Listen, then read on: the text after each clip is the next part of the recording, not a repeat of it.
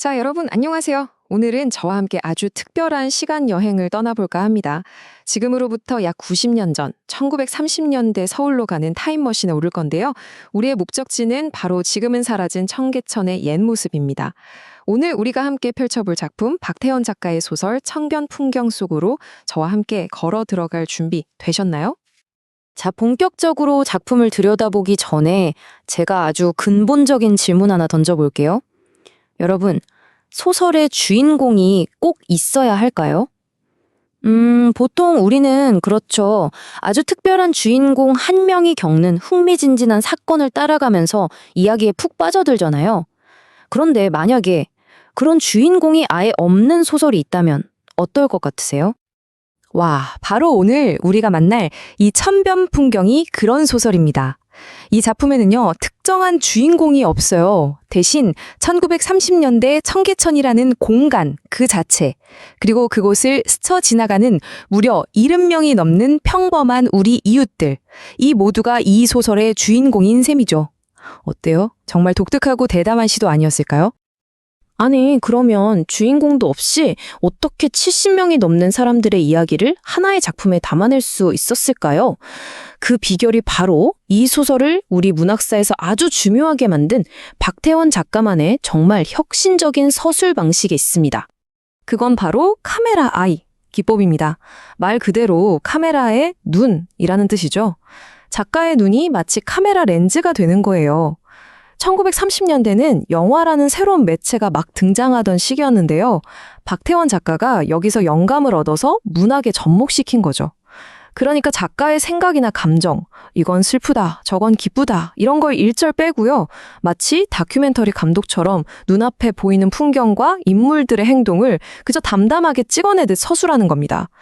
당시로서는 굉장히 파격적이고 실험적인 기법이었어요. 이 소설의 첫 부분을 보면 이 기법이 어떤 느낌인지 바로 알 수 있어요. 예를 들어서 이런 문장이 나옵니다. 자전거가 지난다. 정말 간단하죠. 자전거가 쌩쌩 지나간다거나 위태롭게 지나간다 같은 어떤 느낌이나 해석도 없어요. 그저 눈에 보이는 사실만을 건조하게 딱 전달하는 거죠. 그리고 바로 뒤 이어서 이런 문장도 나옵니다. 인력과가 지난다.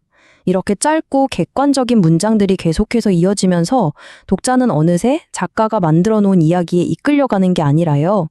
마치 내가 1930년대 청계천 그 한복판에 직접 서서 눈앞에 펼쳐지는 풍경을 직접 보고 있는 듯한 그런 생생한 현장감을 느끼게 되는 겁니다. 자, 그럼 이제 우리도 작가의 그 카메라를 따라서 1930년대 청계천 동네를 한 바퀴 휙 둘러볼까요? 과연 그 시절 사람들은 어디에 모여서 서로 소식도 나누고 위로도 얻고 했을까요? 이 동네에는요, 사람들의 이야기가 막 모였다가 흩어지는 뭐랄까 두 개의 심장 같은 공간이 있었어요. 바로 빨래터와 이발소입니다. 빨래터는 동네 아낙네들이 모여서 빨래 방망이를 두드리면서 고된 시집살이에 한도 풀고 집안의 크고 작은 일은 물론이고 동네의 온갖 소문까지 나누던 여성들의 사랑방이었고요. 반대로 이발소는 남자들이 면도하고 머리 깎으면서 세상 돌아가는 이야기, 정치 이야기까지 나누던 그들만의 정보교환소였죠. 이 두 공간이 바로 동네 소식이 시작되고 또 완성되는 곳이었습니다. 자, 그럼 이 공강들을 오가며 울고 웃었던 우리 이웃들은 어떤 모습으로 살아가고 있었을까요? 70명이 넘는 인물들은요, 각기 다른 색깔과 모양을 가진 조각들이 모여서 1930년대라는 커다란 모자이크 벽화를 완성하는 것 같아요. 그 중에서 몇 명의 이야기를 조금 더 자세히 들여다보도록 하죠.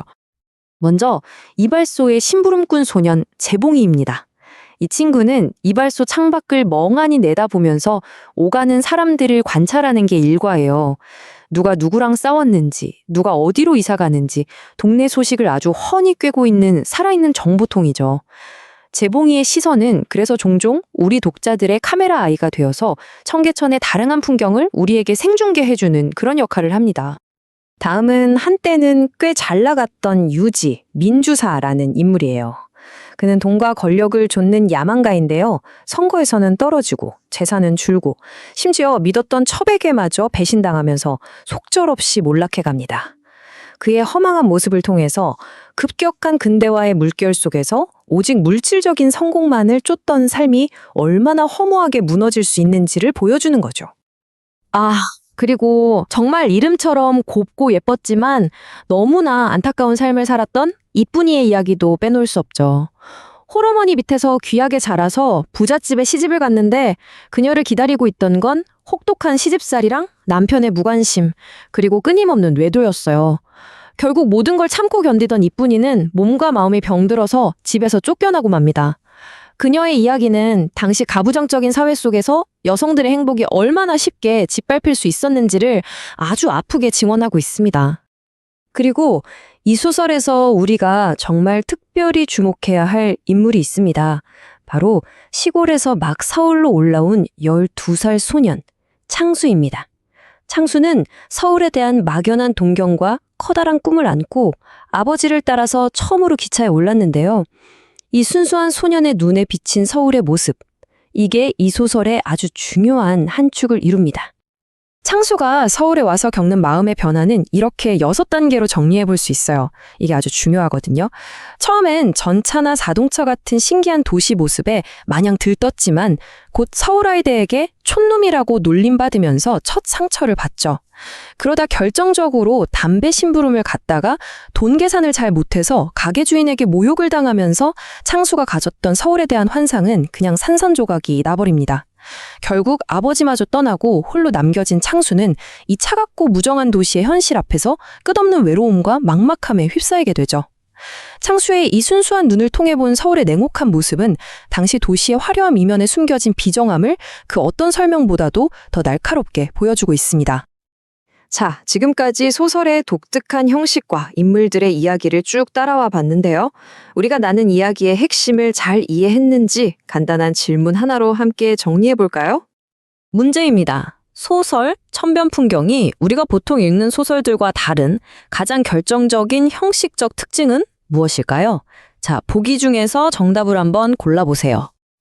네, 정답 확인해 볼까요? 바로 3번입니다. 다들 잘 맞췄나요? 천변풍경은 하나의 거대한 중심 사건이나 갈등 구조가 없이 여러 인물들의 짧은 이야기, 즉 사파들을 파노라마처럼 쫙 펼쳐서 보여주는 사파식 구성을 가지고 있습니다. 제가 아까 말씀드렸던 것처럼 여러 개의 조각 그림을 모아서 하나의 커다란 풍경화를 완성하는 방식을 떠올리면 쉽게 이해될 거예요. 자, 이렇게 오늘은 박태원의 천변풍경을 함께 산책해 봤습니다. 이 소설은 단순히 90년 전의 낡은 풍경화가 아니라요. 오늘을 살아가는 우리에게도 거울처럼 많은 것을 비춰주고 또 질문을 던집니다. 1930년대의 서울과 21세기 지금 우리가 사는 도시의 모습은 어떻게 닮았고 또 어떻게 달라졌을까요? 수많은 사람들이 그냥 익명으로 스쳐 지나가는 이 거대한 도시에서 과연 이웃이란 우리에게 어떤 의미일까요? 그리고 마지막으로요. 만약 여러분이 직접 카메라 아이가 되어서 아무런 판단 없이 우리 동네, 우리 주변을 관찰한다면 과연 어떤 풍경이 보일지 한번 상상해 보는 건 어떨까요? 이 소설은 정답을 알려주지 않습니다. 다만 묵묵히 보여줄 뿐이죠. 그 속에서 의미를 발견하는 것은 바로 우리 독자의 몫입니다.